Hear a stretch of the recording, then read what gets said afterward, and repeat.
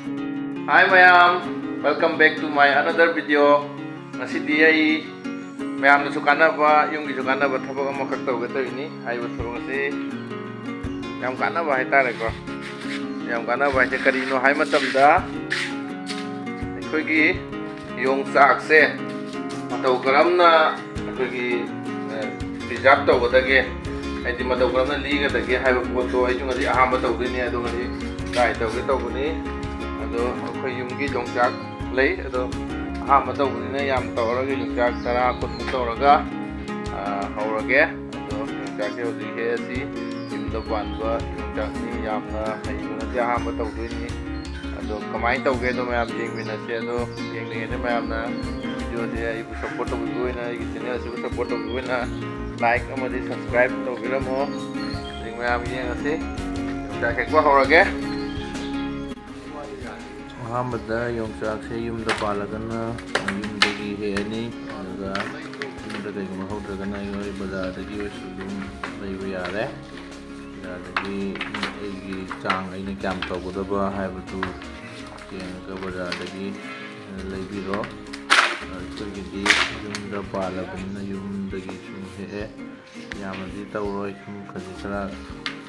khadok saba yanabagi mongda tawrani yongchak se loye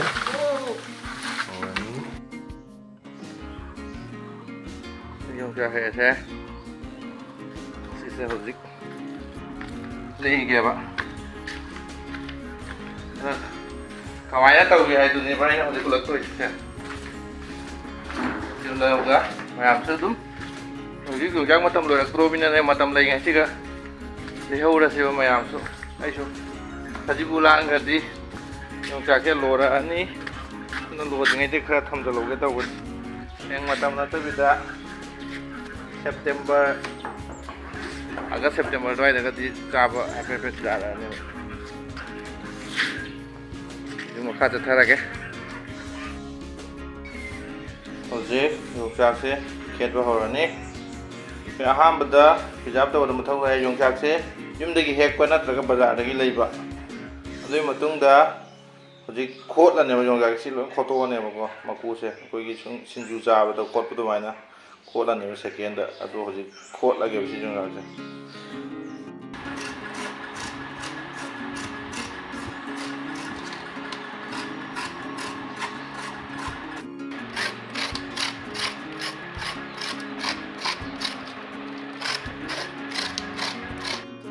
se yongchak se khaga tongna khokpa losalak tore ayam masaruk moire lora matungda lore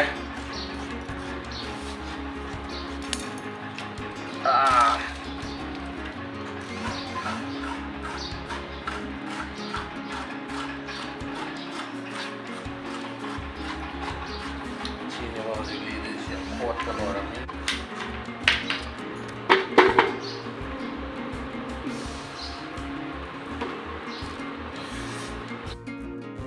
ko sala ama khatanga re sima khoga dare simana padana ko ko ni masing ni pano pangi hawai puri maku ko do maina maina padana kana lo ko ni loina dongga dongga ni loire zab zab kokharani zab zab sisu zab zab zab zab zab zab ada ini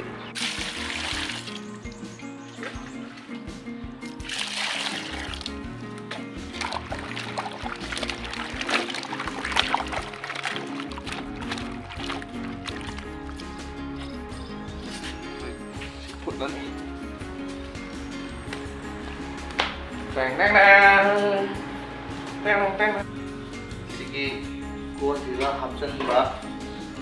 kuah sila hapsan lagi ba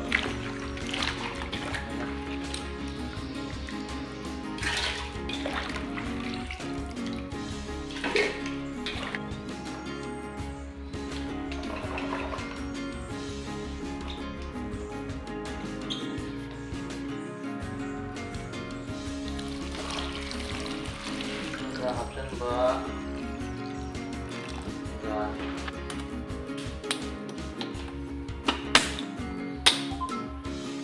thanggatani sina phutlani adaitti sida khatang hayeng mahau la hen nge taradi ko mahau la hen nge taradi thumse khatang hapa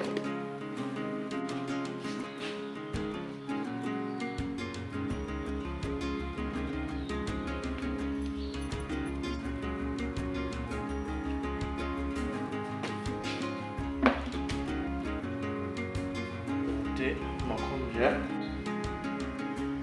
chawraba yenge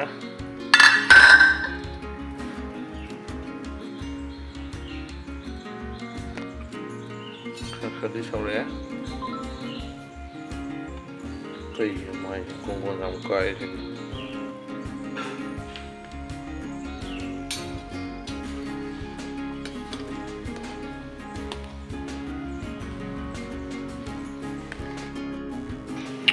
hujik mule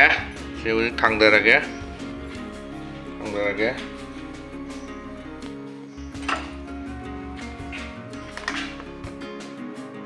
ai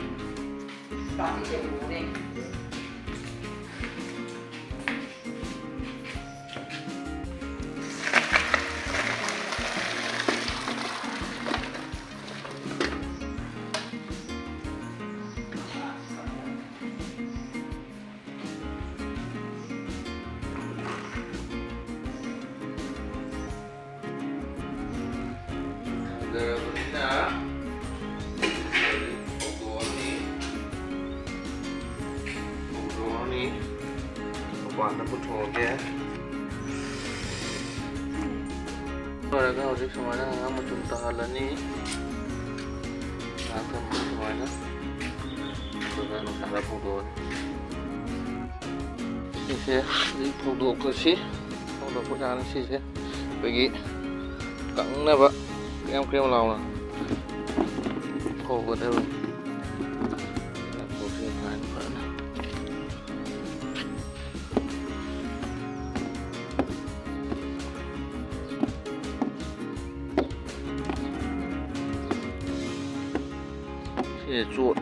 chothanba jade yamna phajana kangdana lawsanba natraga loisiladi hayeng kona ummakkane baba masana thakane aduna ye phajana kangna phauda krem law minini gumba changadra phauda na sise mayamsu sumaina yongchakse akhoi matam natabida yongchak chagi haitaradi asengba yongchakki mahau chagi haitare sumaina tobiro yongchak maru chabagi mahauga sumaina liraga chabagi mahauga yam khenai aduna mayamsu sumaina try tobiro sumaina putuga kanghalaga hayeng iromba hapaga chabase dum tagat atekpa yongchak chabaga chap manai mayamsu yumda tobira siga tangsida video ase loisalage then kangakpagi do mati amaga hapcharage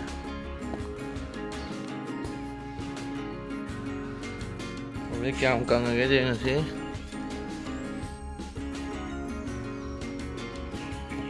fajana di kangri khara di kange ado sije fajana kanghandoini do video sidi swaida dum loisalage ado kangnabadi phorani nong ni changna krem law ma phораga thamdoini do kangbadu reels toina ulage sigi video blog mate simdi sigi loisalage mayam na phobada di kangnaba dum phobiro